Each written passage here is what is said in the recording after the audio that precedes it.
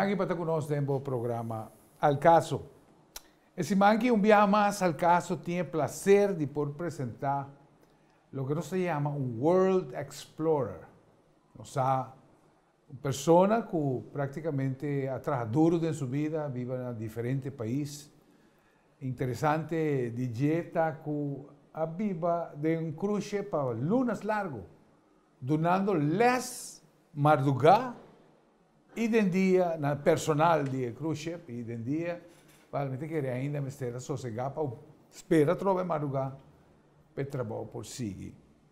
Persona que está educador, pero também desenvolvedor de real estate, várias obras bajo su nombre. Pero hoy por hoy, mi invitado está World Explorer. E maneira nós trazemos vários programas, muito interessantes, muito seguir para mais de 5.000 contactos que o meu invitado tem, e na Holanda também. Para de forma que nós vamos explorar com ele. Segundo ele explica, onde é melhor visita que ele faz em sua vida. E tinha portreto, para aqui compartilhar conosco. Vamos viajar, vamos explorar rato com o meu invitado Frank Bonset. Welkom Frank, nogmaals. Je bent thuis, Al Caso, home of Frank Bonset. Zo heb je het. Ik vind het leuk, want ik heb een hele mooie reis gemaakt naar de Falkland Islands, de Zuid-Georgia Islands en Antarctica. En ik wil daar heel graag in dit programma iets over vertellen aan de man die van banden weet, maar ook aan het algemeen publiek. Ik wil graag beginnen met de Falkland Islands. Nou, in 1983 hebben zij een oorlog uitgevochten met Argentinië. En dat was de Malvinasoorlog.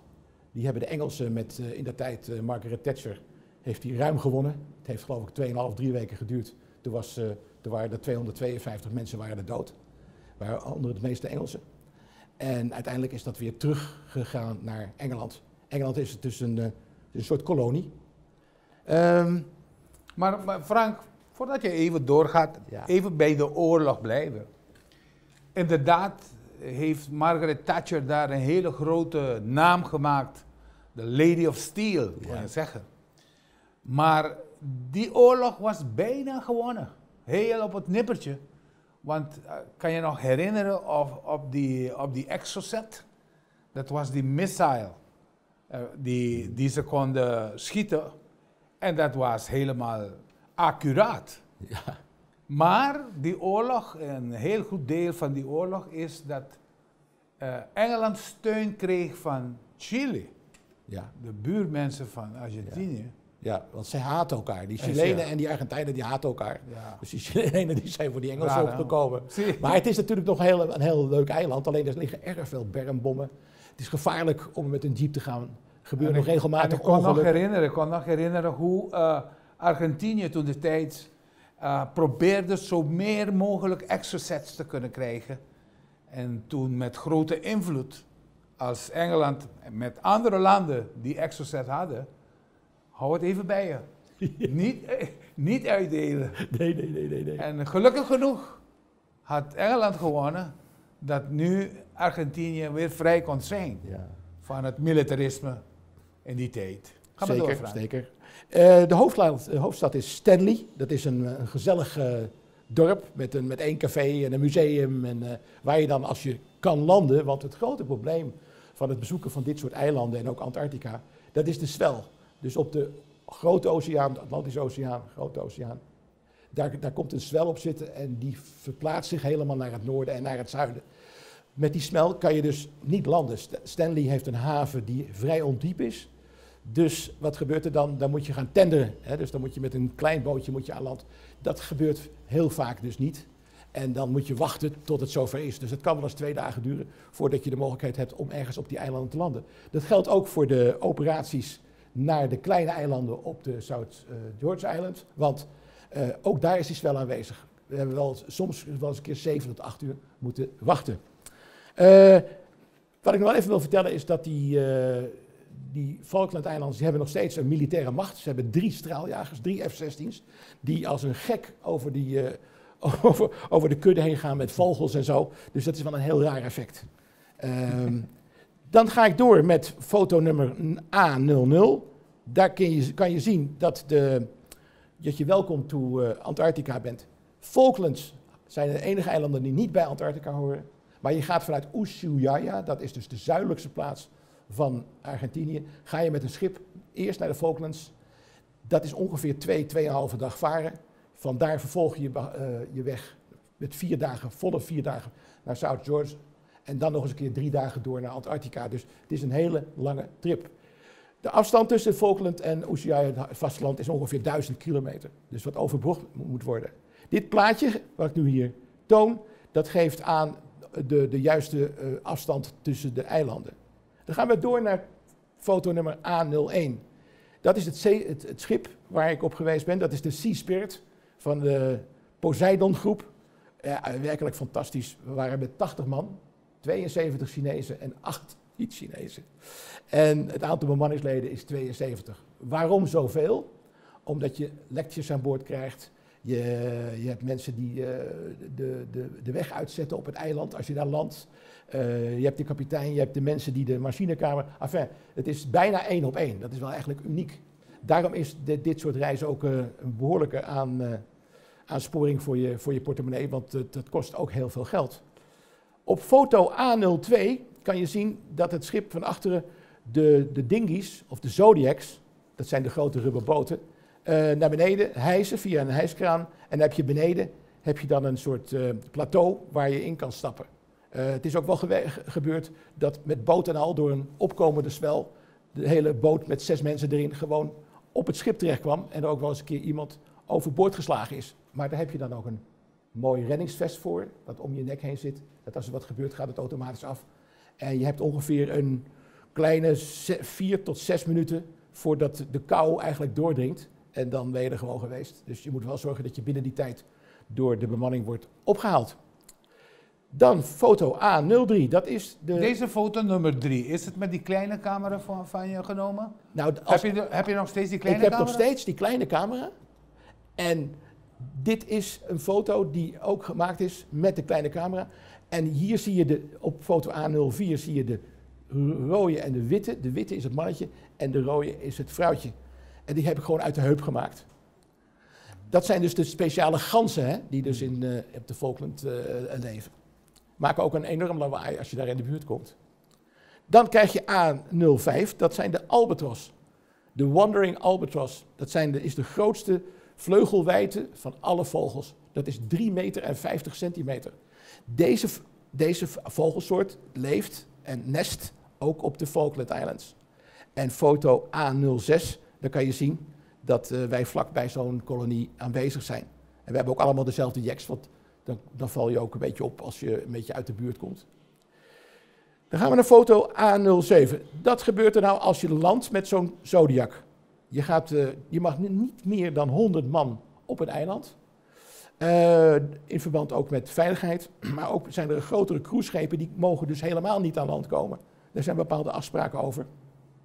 Je moet dat ook aangeven aan een organisatie voordat je daar aankomt. Welke vestigingen of welke landingsplaatsen je gaat bezoeken. Dat is allemaal heel goed georganiseerd. Wie beschermt deze regio? Dat is een treaty, okay. De Antarctic Treaty.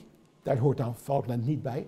Maar dat is een treaty waarbij Amerika, Rusland, China, Argentinië, Chili, allemaal Ecuador, zelfs Nederland is ook lid van die treaty.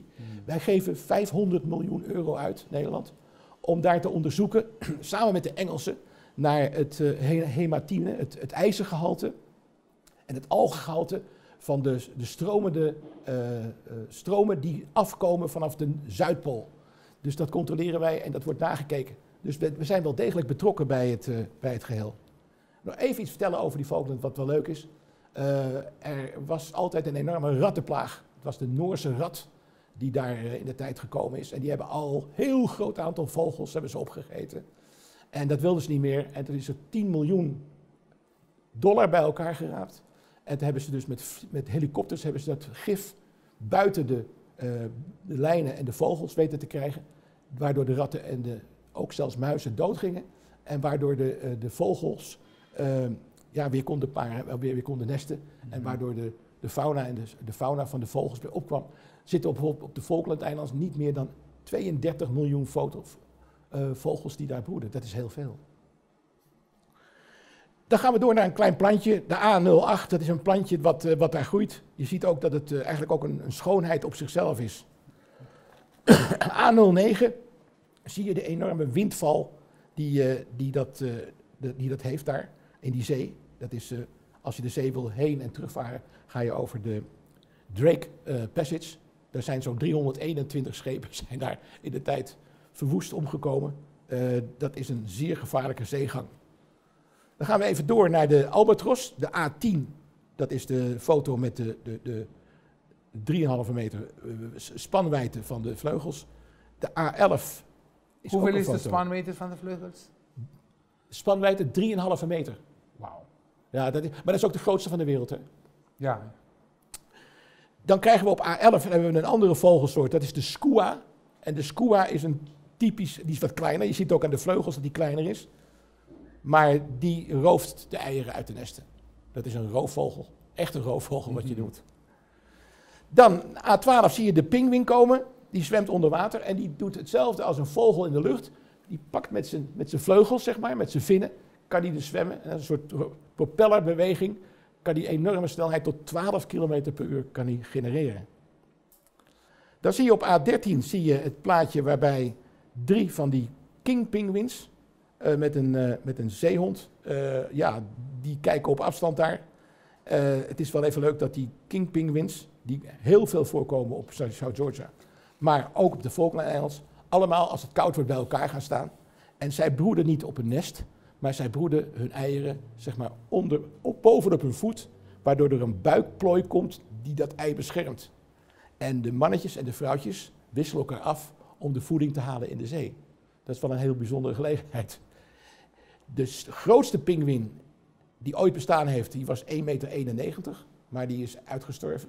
Maar de nu grootste pinguïn, dat is de Emperor, de keizerspinguïn, die leeft alleen nog in Antarctica op Snowy Hill Island. Daar kan je naartoe, er zijn speciale toeren naartoe. Dan moet je met een vliegtuig, of moet je eerst met een vliegtuig naar Antarctica. En dan is er een helikopter die je daarheen brengt. Kostte ongeveer $40.000. Sommige vogelaars hebben dat daarvoor over. Dat is de droom om dat te zien. Het bijzondere van de Emperor pinguïn is weer dat alleen het mannetje het ei uitbroedt en het vrouwtje alleen op zoek gaat naar de vis en naar de vangst voor die kleine. Ze kunnen ongeveer 4 kilogram pijlstaart, inktvisjes, kril kunnen ze naar binnen werken. Dat wordt dus door hun inwendige maag wordt dat dus opgenomen. En dat wordt dan 4 kilo later aan de kleintjes in hun bek gespuugd. En dat is zulk sterk spul, dat als je daar dichterbij komt en je zou het op je kleding krijgen, gaat het er nooit meer uit. Dus dat is een soort echte versterkte moedermelk. Dan zien we op plaatje nummer 14 zien we een ijsblok. Dat is dus natuurlijk van de gletsjer. Dus dat is zoet water. Dus wij haalden af en toe een groot ijsblok om wat blokjes in onze dure whisky te doen. Maar dit was een voorbeeld van een groot stuk wat we uit zee gehaald hebben. Dan is de A15 en dan komen we eigenlijk alweer dicht bij South Georgia. Daar zie je de pinguïns bij de 3 eilanden. En die 3 eilanden die heten de Shack, de schuur. En daar moet je dus langs voordat je bij South Georgia aankomt. En hier zijn wat springende pinguïns. Maar het zijn ook heel veel goed bewaarde vogeleilanden. Dan is op A16 zie je al meteen een plaatje van South Georgia. En dat zie je ook de enorme aankomst van die verschillende pinguïns. Die samen met verschillende seals, zeehonden, daar leven. En er zijn kolonies op dit moment van 400.000. 400.000 pinguïns die bij elkaar. Terwijl het vrouwtje of het mannetje voeding gaat zoeken. Ze komen terug en dan kunnen ze hun kind herkennen aan de roep van de moeder of van de vader. Dat is toch wel uniek. Dat je in zo'n groot veld je eigen kind kan herkennen. En dat is eigenlijk ook door de wetenschappers nooit vastgesteld hoe zoiets eigenlijk kan ontstaan. Dan komen we bij A17. Daar zie je dus een ijsschots en met wat pinguïns erop. Dat was een heel erg mooi plaatje, vandaar dat ik het meegenomen heb. En dan komen we bij de predators, de roofdieren van de zee. En dan zie je bij 18 zie je een orka. En dat zijn zeer intelligente beesten. Ik heb het gezien dat er 3 of 4 zich bij een ijsschots bevonden, waardoor ze een golf maakten, waardoor zo'n zeehond er gewoon afgedreven werd, waardoor ze met z'n allen hebben vermorzeld. Ja, daarbij is het ook nog zo dat bij die orka's, daar is de grootmoeder het hoofd van de pot. Dus ze leven in groepen van 4 tot en met 40, 50 beesten. En de grootmoeder, de oudste is dat, die bepaalt wat er gaat gebeuren, wat er aangevallen wordt. Ze kunnen ook met elkaar communiceren. We hebben ook de intelligentie van deze beesten kunnen zien in Miami, waarbij Shamu een enorme trekpleister was. Dat mag niet meer, dat is verboden. Maar ik weet nog goed dat ik dat verbaasd over was, over hoe goed deze beesten en intelligent ze waren. Dan kom ik op plaatje 19, daar zie je een walvis, dat is een bultrug. Zie ik dus net opsproeien, maar met een prachtig mooi licht, waarbij je dus een hele mooie oranje waas krijgt. Foto 20, dat is Antarctica, waar we nog, zeg maar de weg naartoe maakten. En daar zie je mijn reisvriend Wouter en mijzelf. Ten teken dat we er ook eventjes geweest zijn. De A21, dat is een hele aparte pinguïn. Er zijn zo'n 25 pinguïnsoorten in de wereld. En er leven ongeveer zo'n 8 pinguïnsoorten in Antarctica. En dit is een hele aparte. Dit is de macaroni-pinguïn. En de macaroni-pinguïn legt 2 eieren. Een kleine en een grote. Het gekke is, als de kleine niet uitkomt, komt de grote uit. Als de kleine ei wel uitkomt, komt de grote niet uit. Men heeft geen idee hoe dat komt. Wetenschappers hebben zich daar met temperatuur en met thermometers op gezet. Maar in alle gevallen komt er in ieder geval 1 kind uit. Hoe je het ook keert of wendt. Dat is de macaroni-pinguïn. Dan gaan we door naar de 22. Dat is dus weer. We gaan even naar de pauze. Ja. 22 dan gaan we nu naar South Georgia. Dat is goed. Met foto nummer 22. Toen staan na casa, nós está com World Explorer Frank Bonset. Dat is toch het programma die Reizen met Frank. Ja. Ahora que nós reizen met Frank en el caso. Y deleitando pues con fotografía aquí con la toma de gente de viaje aquí. Nós está seguir arriba tema interessante aqui ora nós vai. JR Auto Parts, situata a JR Auto Center na Santa Cruz con un sortido grande di shock absorbers KYB para tour modelo di auto, pieza mundial manera Namco, NPW, GMB y así una cantidad de nombres prestigioso mundialmente. Compra con confianza turbo pieza na JR Auto Center, tour ta con garantía y además JR Auto Center también te donava garantia riba bo pieza eléctrico alternators con garantía. Compra con confianza para sobre JR Auto Center ta respaldar cada pieza que vos compra.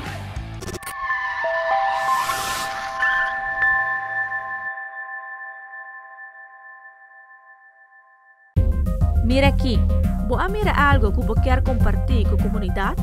Uma notícia positiva ou uma crítica construtiva? Manda-nos por vídeo ou portrait na noticia@telearuba.aw ou WhatsApp-nos na 597-1323. Todo material da hora gescreen prometo na hora publicar e nada queda anônimo. Choose your destination, your rocket, and 3, 2, 1. Choose your whirlpool and relax. Choose your expedition. Choose your next business trip and your presentation. Choose your statement. Choose your next move. And then encore. Choose your world. Choose your ex.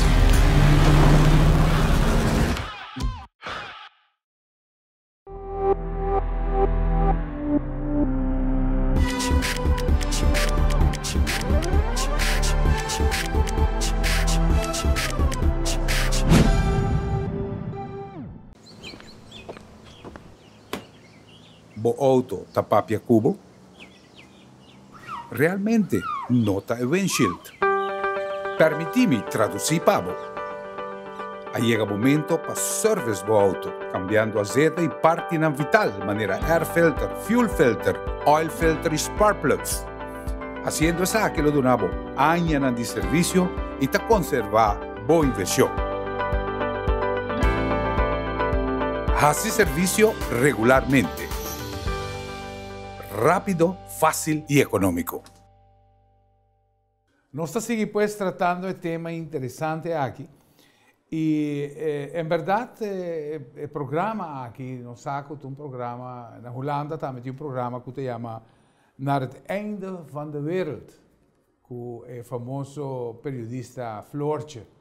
No Saco Floortje também é a porba de vai South Georgia.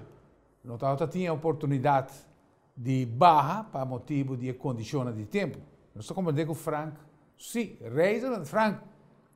Se ele logra baja e saca algum portrait extraordinário, que nós vamos estar compartilhando com vocês. Frank, South Georgia, de beste plaats ter wereld, volgens Frank Bonset. Ja, en ook wat maakt het zo speciaal eigenlijk? En ook volgens Floortje. Ook voor Floortje? Ja, zeker. Ja, okay. Nou, het is zo bijzonder omdat de mens is daar niet geweest. Je moet niet vergeten, het is pas 200 jaar oud, hè, daar, de hele archipel. En er is nooit iemand geweest. En er is ook helemaal geen menselijke aanwezigheid. Bijvoorbeeld op die South George eiland, daar wonen 10 mensen. En wat onderzoekers, maar voor de rest is er niks. Alles is nog even pristine. Alles leeft nog volgens de natuur. De mens heeft daar geen invloed. En dat is wel iets heel bijzonders. Dat heeft mij ook het meest verbaasd eigenlijk. Daarbij de enorme hoeveelheden natuurwisselingen en weerswisselingen. Je hebt daar bijvoorbeeld katabatic winden, dat zijn valwinden, die komen uit een regenwolk, komen die uit, die vallen op je neer, zeg maar, of op de plaats neer. En dan ontstaat er geen regen, maar een enorme koude stroom. En dat kan soms wel 10 tot 12 graden schelen. Dus vandaar ook dat die mensen, als ze er wonen, niet meer dan 12 kilometer van de plaats waar ze zijn, waar ze onderzoeken, weg kunnen. Want het weer kan in 10 minuten veranderen. Ik heb wel 6 of 7 verschillende weersveranderingen gezien op 1 dag. South Georgia. Cook kwam er een tweede keer in 1775. En het is natuurlijk daar enorm. Zijn 783.000 walvissen vermoord. En het is, als je die beesten ziet in de zee, die zijn wel zo verschrikkelijk mooi. Dat het is eigenlijk onbegrijpelijk dat de Japanners nog steeds daarop jagen onder het mom dat ze een onderzoek verrichten. Maar het zijn zulke prachtige beesten dat je begrijpt niet hoe iemand deze beesten kan speren. Dan is nog iets anders, dat die ratten van Noorwegen, die dus daar zich ontwikkeld hebben in de tijd dat daar de walvisvaart op geld deed, in South Georgia, die hebben gezorgd voor een enorme afslachting van de vogels. Nu is het zo dat de schepen uit Falkland Island, die naar South Georgia gaan, die worden gecontroleerd door de douane met honden. En die honden die zijn getraind om de urine te ruiken van de ratten. Dus als er een schip is wat daarnaar ruikt, dan weten ze, dan mag hij er niet komen en dan moet hij onmiddellijk terug naar het vasteland van Argentinië. Dat zijn wel hele mooie gegevens. Daarbij mag je ook niet veel hoor. Ik wil, elke dag dat we terugkwamen van die reis, dan moest onze kleding helemaal gefatsoeneerd worden, gestofzuigd worden. We moesten met onze laarzen waden door water met chemisch spul. Het was werkelijk enorm. Je moet er wel wat voor doen om daar te komen. Dan ben ik nog in Crete Wien geweest. Daar was Floortje trouwens ook geweest. En dan heeft ze met Sarah gesproken en dat programma ging over die Sarah. En ik heb daar nog wat leuke foto's bij gemaakt. De noordkant van het eiland, waar dus het minste wind komt, want het waait er altijd minimaal 5 tot 7, 8, zelfs wel 9. De sterkste windkracht is 264 km per uur geweest. Dus je kan je voorstellen hoe koud dat is. En je kan er eigenlijk alleen maar in de zomer leven en komen, want in de winter is het gewoon één grote ijsvlakte. Dan kom je er ook niet doorheen.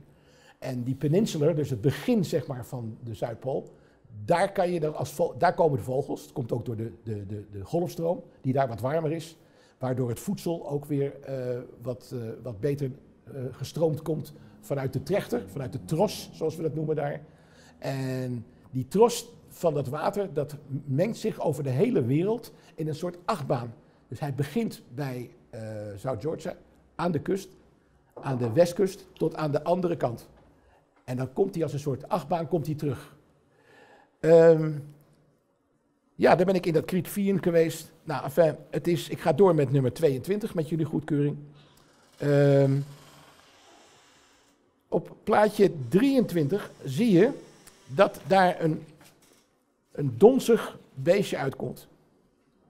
Nou, dat is dus het kind van de king penguin. En die wordt zo goed gevoed dat die krijgt dons. En na een periode van ongeveer 3 tot 4 weken, dan dat dons valt eraf. Dat wordt zelfs gepikt door de ouders. Dat noemen ze molting. Dus het veranderen van hun huid. Plaatje 24, een pinguïn. Ook een king penguin samen met een sea elephant. Dat is op plaatje 25 zie je de sea elephant. Dat zijn enorme beesten. En het mannetje kan 4000 kilo worden en het vrouwtje 650. Hij vormt een harem. Hij komt als eerste komt hij op het eiland om te paren. De vrouwtjes komen daarna vanzelf. En sommige harems zijn wel 50 vrouwtjes groot. Dus, en als het vrouwtje niet mee wil werken, dan bijt hij er. En deze kan geen kant op, want het verschil tussen 4000 kilo en 650 kilo is natuurlijk zo groot dat het arme vrouwtje kan er natuurlijk bijna niks aan doen. Dus dat is een hele gewaarwording. En die maken een verschrikkelijk geluid. En die olifant, snuit zeg maar, van die beesten, die geeft dat geluid aan.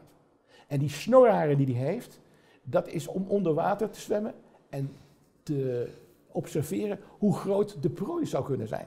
Dat is pas wetenschappelijk is dat onderzocht. Dus zij kunnen met die voeling van die snorharen weten hoe groot het project is of de prooi is die ze willen vangen. Dus als er een hele grote vis tussen, een vette vis tussen zit, dan pakken ze die aan. En dat komt door hun snorharen.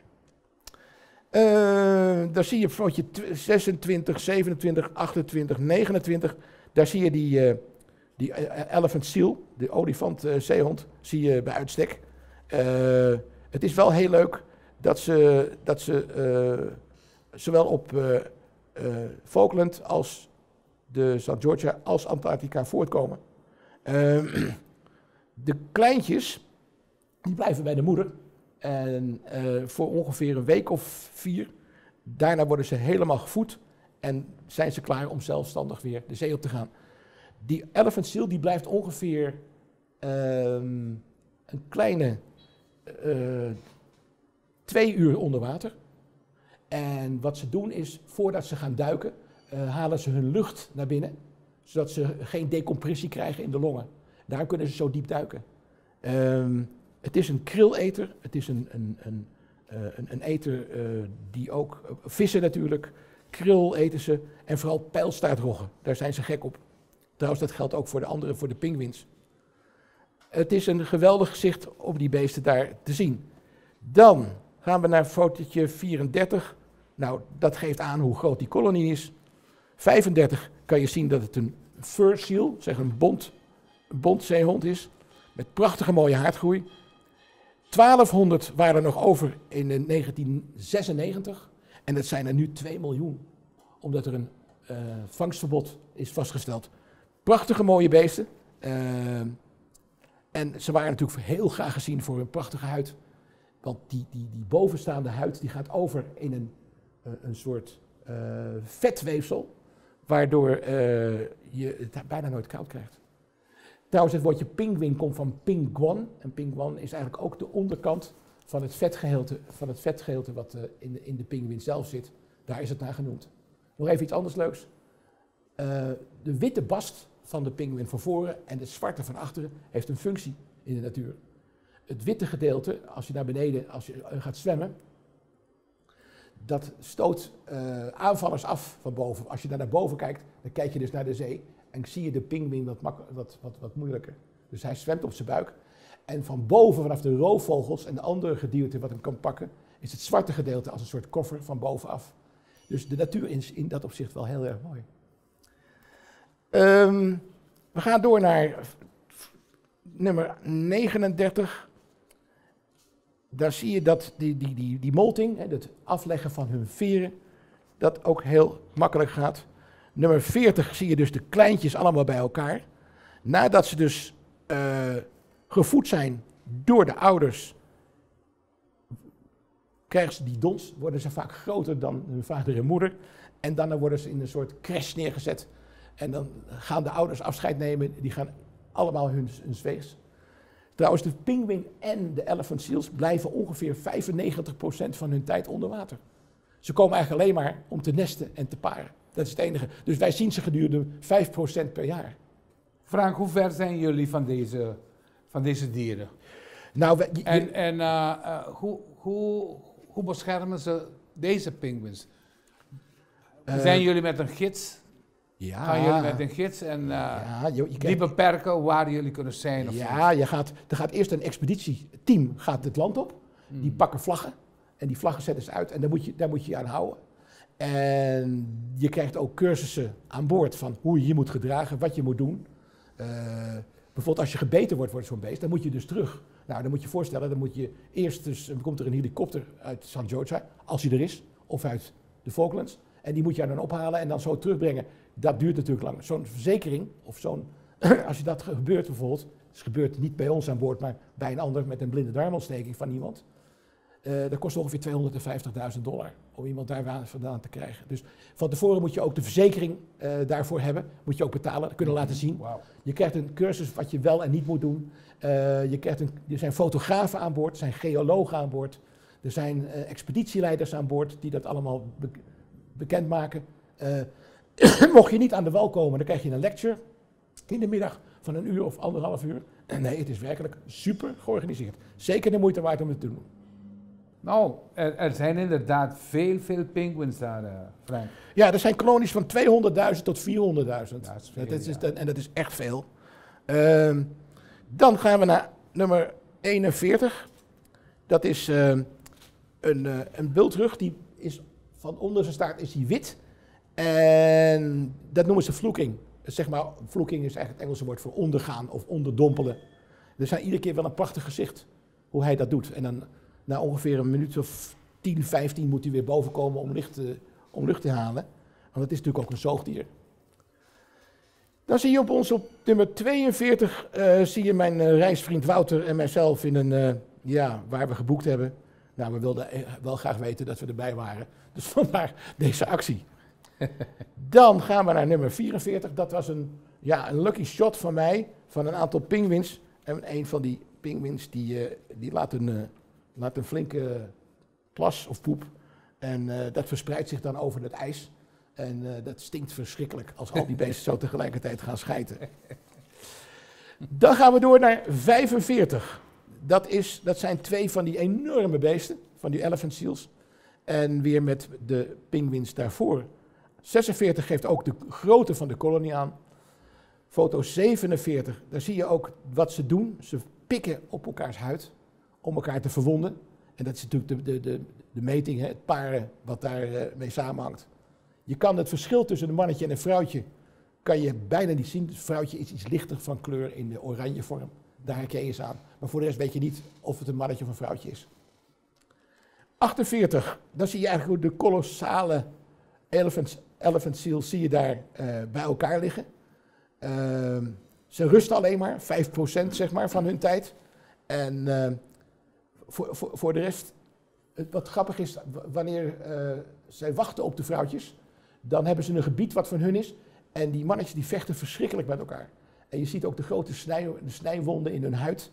Die kan je ook zien. Ik heb er later nog wel een foto van. Dan fotootje 50. Fotootje 50 zie je de neus van de elephant seal. En je ziet ook wat een grappige vorm die heeft. Dat heb je eigenlijk nog nooit in je leven gezien. Fotootje 51 geeft eigenlijk aan de ijsbergen en de hoeveelheid ijsbergen die daar voorbij drijven. Vergeet niet, als een ijsberg in de nabijheid komt, dan is de 10% is maar de bovenkant. Hè. De rest zit er allemaal onder. Wow. En het schip, de Sea Spirit waar we mee voeren, die hebben ook een onderwateralarm. Of hoe noem je dat? Een sonar. Een sonar hebben ze, hè? Dat ze kunnen precies zien waar ze zijn. En dat is wel noodzakelijk, want je hebt gebieden waar je echt tussen de ijsbergen doorheen klieft. Had je nog vragen, Rafael? Aandachtig. Dat is leuk. Ja. Dat is leuk. We hebben 2 filmpjes ook, Frank. Ja, zullen we die bespreken nu? Die zullen we nog niet. Laten we toch die filmpjes voor de laatste deel. Oké, dat is leuk. Ja. Hoeveel dagen waren jullie in Georgia? Wij waren 9 dagen in Georgia. En die trip van de boot aan land, hoeveel tijd was het? Je gaat 2 keer per dag, zowel 's morgens als 's middags, ga je ongeveer 3 uur lang aan land. Dat is vrij lang. Maar er is altijd een speciale maar die schip die zit toch wel dichtbij? Nou, laten we zeggen, als ze kunnen ankeren. En afhankelijk van de zwel, zeg maar zo'n 8 tot 10 minuten varen met een Zodiac. Dichter mogen ze niet bijkomen. Ja. Maar je moet je van tevoren aanmelden waar je... Dus je komt nooit met een ander schip op dezelfde plaats. Dat is wel allemaal super georganiseerd hoor. Dus dat schip blijft bewegen rond die hele plaats? Ja, en dan kom je weer terug met die rubberboot. En dan eerst word je natuurlijk helemaal afgespoeid. En dan word je, vooral de velcro, dus wat je dus zeg maar op je pak hebt, dat moet helemaal minutieus verwijderd worden. En je laarzen, ze zijn als de dood, dat er een of ander zaadje is wat op je laars zit, wat van de ene plaats naar de andere plaats getransporteerd wordt. Dat is een grote angst. Dus er komt ook iemand speciaal met een mesje die dat allemaal weghaalt. Het is wel helemaal puur zuiver hoor.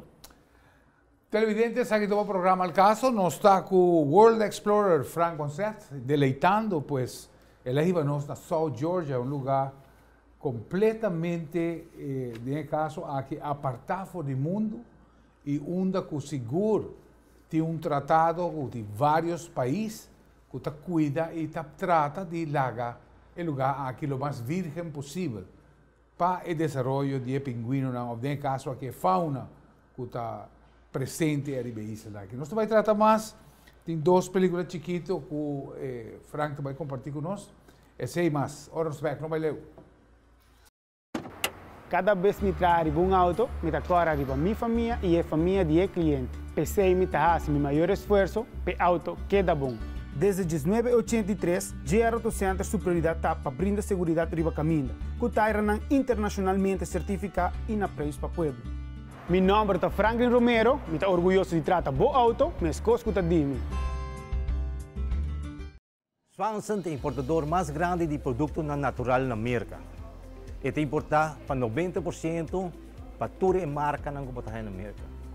Hoje, nós temos a mesma marca Swanson na Aruba. Swanson é garantido e produto de qualidade, que a mim me observo uma vez vou provar, vou ter a diferença com outra marca. Nós oferecemos de Swanson e coconut oil, que especialmente para a gente que está hobby. Também para a gente mais idade 60 para arriba, nós temos PQQ e ubiquinol, que é produto que me garantido que você bem back, mas não que você parinha passar. Aqui nós temos 3 produtos de Swanson, caminho com a gente que tem vida druk, você hobby tensão, hobby stress. We oferecemos 3 produtos aqui, de Ashwanda, B-Complex e St. John Church. Usa Swanson e ele vai reparar a diferença com outro.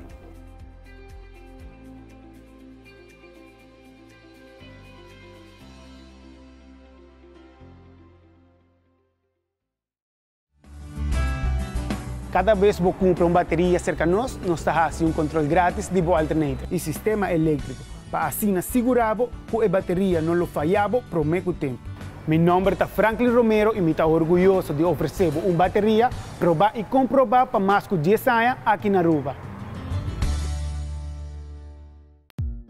Duna Bocase sentido di frescura con solamente hierba artificial di GR Auto Center. No supplier responsabile di installare tour stadion olimpico na Beijing. E qualidade aqui está obtenível aqui na Aruba, oferecida para do GR Auto Center, por de diferentes tipos de hierba segundo a necessidade que você tem.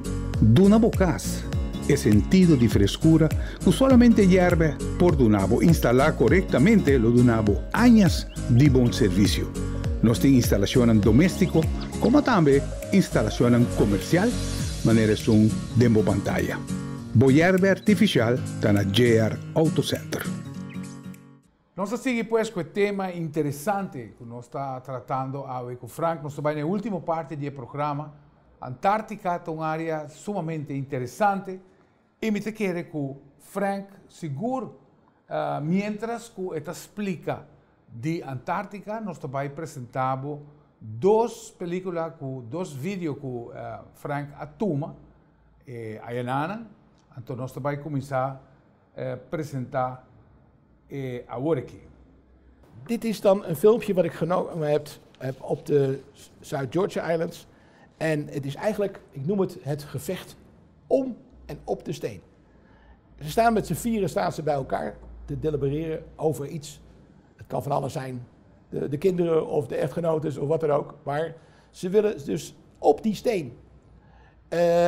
Daarmee pikken ze elkaar in de borst en slaan ze met hun vleugels, voor zover je van een vleugel kan spreken, slaan ze elkaar. En dat is eigenlijk uniek voor dit filmpje. En je ziet ook de afstand die ze hebben en ook de flinke pik die ze op elkaar hebben. En uiteindelijk zijn er 1 of 2 die het winnen. En die gaan uiteindelijk op die steen zitten. En om daar waarschijnlijk te broeden. Of dan staan ze hoger, waardoor ze geen last hebben van de sneeuw. Want de sneeuw valt van de steen af en valt dan aan de zijkant. Dus deze beesten hebben wel sneeuw, maar ze zijn eigenlijk het liefst op plaatsen waar geen sneeuw is. Dan is het ook een vogelsoort die natuurlijk veel voorkomt in Antarctica. En dat betekent eigenlijk Antarcticus tegenover het noorden. Dan komen we nu bij het tweede filmpje. Dat zijn ook 2 king penguins. En het leuke is, het zijn moeder en kind. Het kind heeft al gemold. Dat wil zeggen dat ze een nieuwe huid heeft. En daar leert zij, op een of andere manier, het kleine kind, om een steen te pakken en daar een nest van te maken. Het is erg koddig, om het maar in wat vrouwelijk voor te stellen. Maar het ene beestje leert het kind om een nest te bouwen met een steen. Het is erg vrolijk om dat te zien. Ook allemaal in Antarctica. Antarctica heeft de grootste ijskap van de wereld. 89,2% van de wereld ijskap bevindt zich in Antarctica. Het heeft een gemiddelde dikte van 2200 meter en de maximale dikte is 4776 meter. Het heeft de laagste vochtigheidsgraad. Het is eigenlijk dan ook bekend als een soort woestijn. Het woestijnklimaat, maar dan in een koude vorm. Je hebt de Orkney-eilanden, de Zuid-Georgia-eilanden, de Sandwich-eilanden. En het is natuurlijk 200 jaar geleden pas ontdekt. In 1946 hebben ze het ontdekt met een Amerikaanse high jump. Zo Frank, zijn hele mooie filmpjes. Gefeliciteerd. Dus die volgende trips zullen we meer films van je krijgen. Ja, omdat minder foto's misschien. Ja, dat is misschien wel leuk, maar dat cameraatje moet ik natuurlijk nog wel een beetje onder controle krijgen. En ik ben niet gewend om te filmen. Dus maar deze 2 zijn uitzonderlijk goed gelukt. Ja. Het zijn ook de beste 2 uit alle 12 die ik genomen heb, moet ik eerlijk zeggen. Om even terug te komen over die high jump. De high jump was een operatie van Amerika om te onderzoeken wat Antarctica nou eigenlijk is. En er zijn 5000 soldaten, 13 schepen zijn daar naartoe gestuurd in 1946. Om te kijken of ze dus naar dat middelpunt konden komen van die Zuidpool. Nou, dat is nooit gelukt. Zijn onverrichte zaken zijn ze teruggekeerd. De wind in het Antarctica is altijd uit het oosten. De snelste wind is 324 km per uur geweest. Nou, dat is flink wat. En wat we zien is dat door de opwarming van de aarde gaan de broeikasgassen, zoals methaan en CO2, komen daar ook terecht. Het is ook zo dat dat ozonlaag hebben ze eigenlijk ontdekt in Antarctica. Mm-hmm. En het blijkt nu wel veel beter te gaan. De laatste 50 jaar is de temperatuur met 3,4 graden hoger gekomen. Een afkalving van de grote glaciers, zoals net zo groot als Frankrijk of net zo groot als Engeland, die zijn begonnen in 2002. Dat heeft wel enorm veel gevolgen gehad ook voor het dierenleven. Want als de temperatuur hoger wordt, wordt de zeewatertemperatuur ook hoger. Dat betekent dat de kril, dat zijn kleine garnaaltjes die ook weer de plankton eten, dat die naar beneden gaan, want die kunnen zwemmen. En dat de dieren dieper moeten komen om hun voedsel te halen. En dat heeft ook weer te maken met het aantal wat zich dan daarna weer kan voortplanten. Want veel blijven daarin achter. Enfin, het is een hele ecologische zwakke plek in de wereld. Maar goed, de ozonlaag is inderdaad wat minder geworden. En daar zijn we al heel erg blij mee. Dan nog iets over het smeltwater en het zoetwater. Je hebt op verschillende plaatjes ook kunnen zien dat sommige blauwe ijsbergen waren. Zelfs tot lichtblauw. Dat is heel erg mooi. Hoe komt dat? Het is de density van de zuurstof. Als je oude bergen hebt, zijn die bergen helemaal met zuurstof aangekleed. En dat geeft een kleurverandering. En die kleurverandering zie je in blauw. Kan je op de foto's toch ook heel goed zien. Zou dat foto misschien 61 zijn en 60? Inderdaad. 60, 61 en 62, die we nu even laten zien, die zijn daar een mooi voorbeeld van. Dan gaan we nog eventjes terug naar foto 56. Daar zie je Wouter en mezelf, zie je ons midden tussen de King Penguins. Gewoon een leuke foto om te bewijzen dat we er maar geweest zijn. Het jek wat je krijgt is een fantastisch jek. Is winddicht, waterdicht, alles bij elkaar. Dat krijg je van de firma. Ze willen niet dat iemand kou lijdt daar. Dus dat zit bij de prijs inbegrepen. Dan gaan we naar 57. Daar zitten weer die 4 of 5 beesten zitten op die steen, waarvan we het filmpje hebben laten zien. 58 zie je dus de jonkies van de Elephant Seals. 59 is een opname van onze kamer aan boord. En je ziet dat je hebt 2 paar handschoenen nodig, want die worden nooit droog. Je hebt ook geen kachels aan boord, dus dat is wel lastig. Maar elke keer word je nogmaals gecontroleerd met je laarzen, met je pak, velcro. Werkelijk enorm. Dus je bent eigenlijk de hele dag bezig. Dan gaan we naar 63 en daar zie je ook de mooie vorm van die bovenlucht, van die zon die daarop schijnt. Je moet niet vergeten, het is natuurlijk in de zomertijd is het daar 24 uur licht. Hè? En in de wintertijd is het daar 24 uur donker. Dus om te kunnen slapen hadden we nodig of een lampje of een doekje. Want je raakt natuurlijk toch, net zoals in het noorden van Spitsbergen, raak je daarvan aardig in de war. Het verschil tussen de Noordpool en de Zuidpool is dat de Zuidpool een zee is met daaraan gekoppeld wat land. En de Noordpool is land waar een beetje zee omheen is. Dat is het verschil. Dus het gaat tussen de zee en het landoppervlakte. Dat is het verschil. Dan gaan we naar nummer 64. Dan zie je ook dat het merendeel ook van een vulkanische afkomst is. Deze kleine krater zit in een grote krater. Dat kun je allemaal bezoeken, daar ga je allemaal heen lopen. Dan de nummer 65, dat is de kinstreeppinguïn. Heel klein, eigenaardig beestje, wel leuk. Komt ook voor op de 3 eilanden.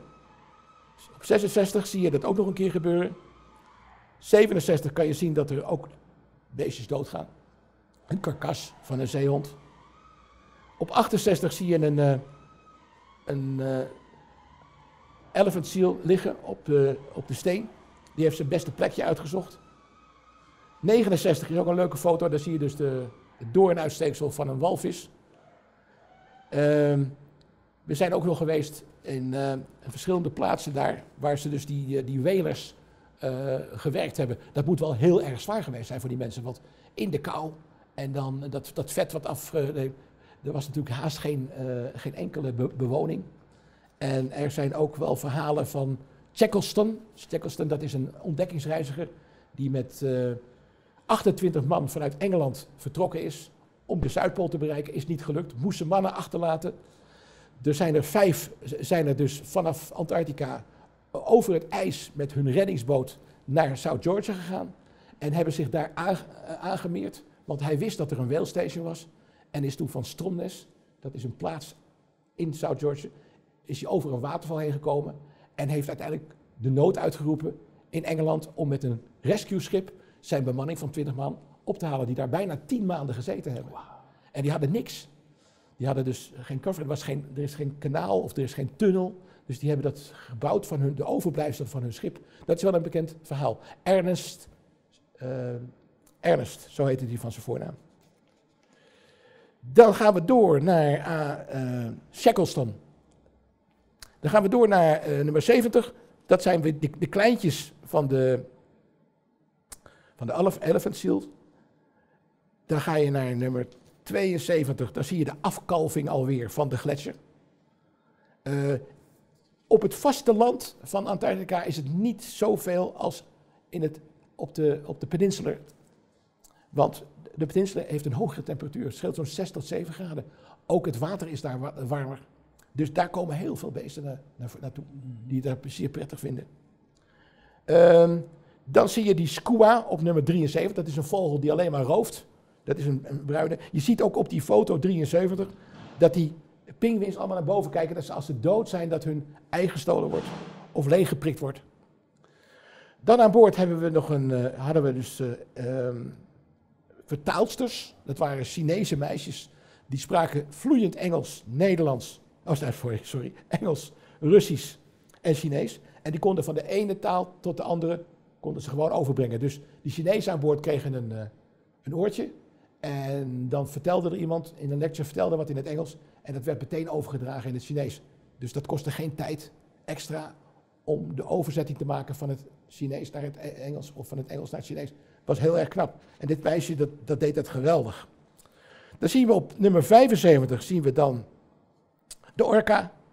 Ja, dat is toch wel een geweldig beest. Ik heb al verteld, de grootmoeder leidt de pot. Maar ze zijn nieuwsgierig. En ze werken ook in groepsverband.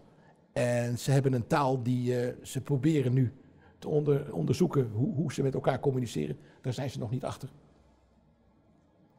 Dan op 76 zien we nog een plaatje met wat achtergrond van zon. 77 is een bijzonder plaatje, want daar heb je een bruine pinguïn, een gento. En daar hebben ook vele wetenschappers daarnaar gekeken wat er aan de hand was met het beestje. Maar het is toch een bepaalde gen die niet naar voren kwam, dus een bepaalde kleurstof in de huid die niet opgekomen is. Het is wel apart dat ze niet herkend worden door de pinguïns, waarvoor wij denken, of de wetenschappers ook denken, dat ze alleen zwart-wit kunnen zien, net als een hond. Maar dat is niet helemaal bewezen. Dus dit beestje wordt eigenlijk achtervolgd door een hele hoop onderzoekers. En dus iedereen die op dat eiland komt, die volgt dat beestje. Het is wel een heel gek gezicht. Dan 78, ja, dat geeft natuurlijk in een driemanschap een enorme ruzie aan. En bijten, dat doen ze heel erg graag aan elkaar. Want wie is de baas? Het heeft ook wel iets menselijks weg, hoor, moet ik zeggen, die beesten. Op 79 zie je hetzelfde daarmee. Zie je dat ze dus daar ook mee vechten en heel hard schreeuwen, veel geluiden maken. Nummer 80 zie je dus weer ook die lichtblauwe kleur die ook weer in het water uitkomt. Heel mooi beeld. Je moet je voorstellen dat Antarctica, als je de Alpen zou nemen en je zou met een hekkenschaar, zou je de toppen van de Alpen eraf snijden, dan hou je eigenlijk de bergketens over van Antarctica. De hoogste berg is maar 2700 meter, dus dat valt wel mee. Maar dat is ongeveer het landschap wat je je voor moet stellen.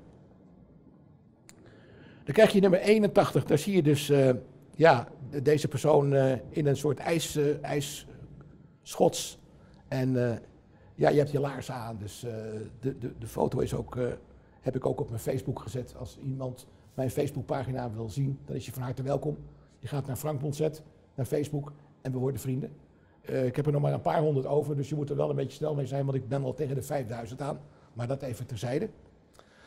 Dan, nummer 82, dan zie je dus de reflectie van de berg. En dan zie je ook het schip, de Sea Spirit, zie je in de verte liggen. Een mooi plaatje. En ook vooral de kiezelstenen die daarvoor liggen, geven een prachtig beeld van de natuur. Nummer 83, dan zie je eigenlijk dat al die beesten bij elkaar komen om houvast te vinden aan elkaar, maar ook beschutting tegen de wind. En daarom poepen ze ook allemaal op hetzelfde streekje. En daarom zie je dat het ook helemaal rood en oranje en geel wordt. Het is wel een mooie afsteker in een foto met de sneeuw die je daar hebt. Dan nummer 84, nou ik zei het al, de Chinezen die hadden de wereld aan boord.